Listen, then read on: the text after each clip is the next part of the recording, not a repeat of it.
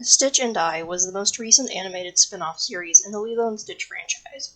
Set in China, it follows Stitch as he meets a girl named Ai, and tries to behave himself while avoiding two warring alien races who wish to use him as a weapon.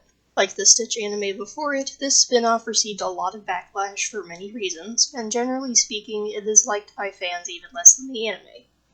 For those who don't know, I attempted to do a review of the Stitch anime a while back, but that plan fell flat on its face right out of the gate due to difficulties with acquiring full episodes in decent quality. This time around, I was able to find what I needed for Stitch and I, meaning now I can actually go through with the full review series. But before we get into the meat and potatoes, let's briefly talk about a part of the cartoon that's small but prevalent, the title sequence. Every episode consists of 4 parts: the cold open, followed by the title sequence, aka opening credits, then the main body of the episode, and finally the end credits.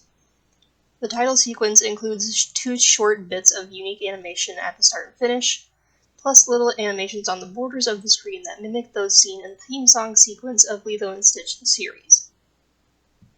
The majority of Stitch and I's opening sequence, however, consists of brief clips from different episodes.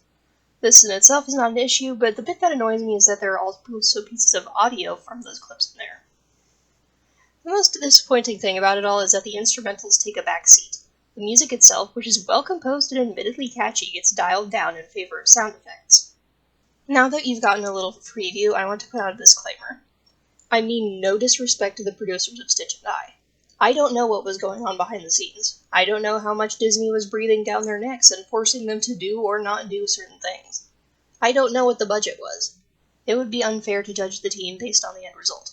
As a matter of fact, Tony Craig, who worked on Lilo & Stitch the series, played a huge role in this show's production. So it isn't like this was conceptualized by amateurs. There was talent behind this show. Bottom line, regardless of how we feel about Stitch and I as a series, we have to remember that we don't know the whole story as far as its production, and blaming the team entirely for the lackluster results would be shallow. I'm here to be salty, yes, but towards the product, not the people. So take my salt with a grain of salt.